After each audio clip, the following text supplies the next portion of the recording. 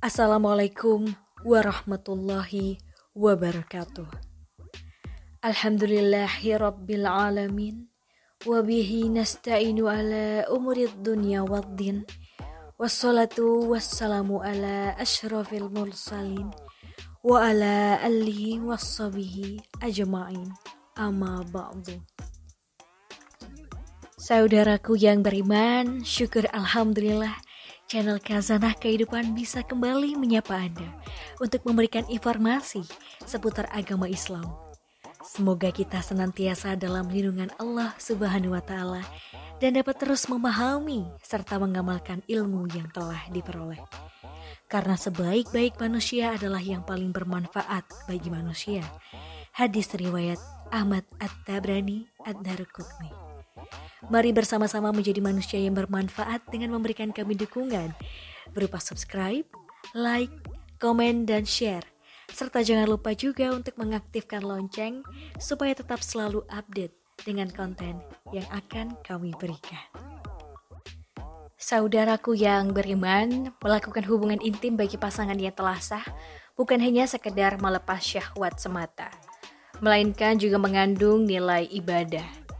Karena bernilai ibadah, maka untuk mencapai kesempurnaan pahala, penting untuk mengetahui hari dan waktu yang baik untuk melakukan hubungan intim. Islam bukan hanya menerangkan tata cara berhubungan intim saja, melainkan diterangkan juga mengenai hari dan waktu yang baik untuk berhubungan intim. Sementara sebagian umat Islam menganggap bahwa hari Jumat adalah hari yang baik untuk melakukan hubungan intim. Lantas, benarkah hari Jumat adalah waktu yang baik untuk berhubungan intim? Meskipun pada dasarnya tidak ada hari buruk dalam Islam. Akan tetapi berdasarkan hadis yang diriwayatkan Imam Baihaqi menyatakan keutamaan berhubungan intim pada hari Jumat. Apakah kalian tidak sanggup berhubungan badan dengan istri kalian pada setiap hari Jumat? Hubungan badan dengan istri di hari Jumat mengandung 2 pahala. Pahala mandinya sendiri dan pahala mandi istrinya. Hadis riwayat Baihaqi. Dalam hadis ini, ulama-ulama hadis menyatakan bahwa kualitas hadis ini lemah, sehingga tidak dapat dijadikan dasar hukum. Namun dalam hadis lain ditemukan perihal kesunahan hubungan badan pada hari Jumat.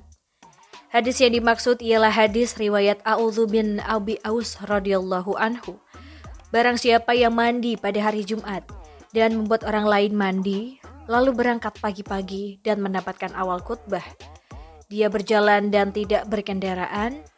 Dia mendekat ke imam, lalu berkonsentrasi mendengarkan khutbah, maka setiap langkah kakinya dinilai sebagaimana pahala amalnya setahun. Hadis riwayat Ahmad, An-Nasai, dan Ibnu Majah.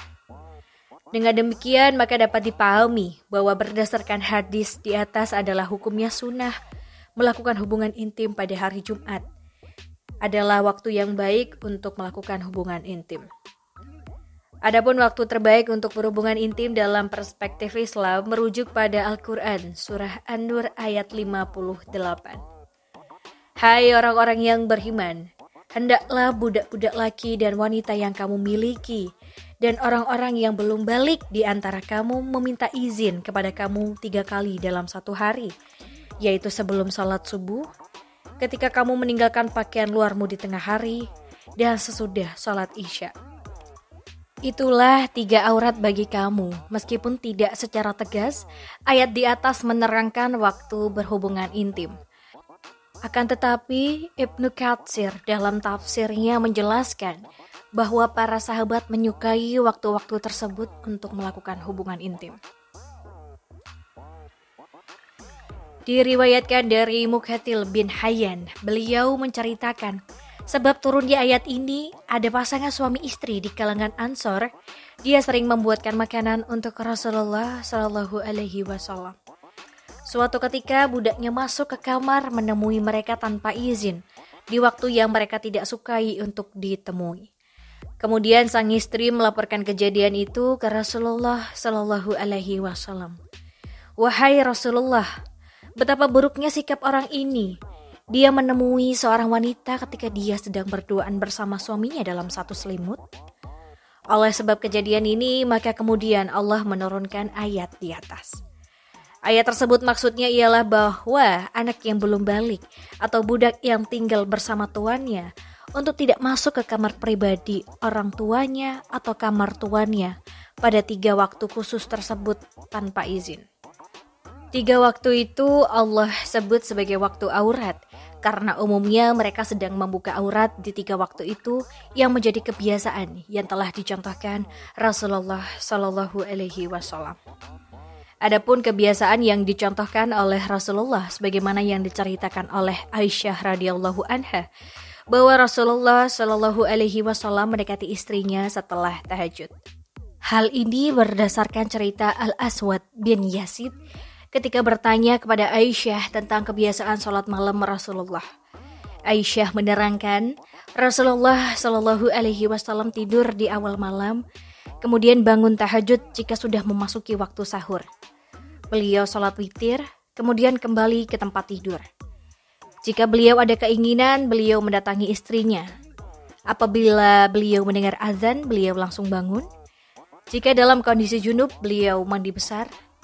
Jika tidak junub, beliau hanya berwudu, kemudian keluar menuju sholat berjamaah. Hadis riwayat An-Nasa'i dan disahihkan oleh Al-Albani. Sahabatku yang beriman, atas dasar tersebut, sebagian ulama menganjurkan agar berhubungan intim sebaiknya dilakukan di akhir malam setelah tahajud atau sebelum masuk waktu sholat subuh. Semoga bisa menjadi manfaat. Akhir kalam, wassalamualaikum warahmatullahi wabarakatuh.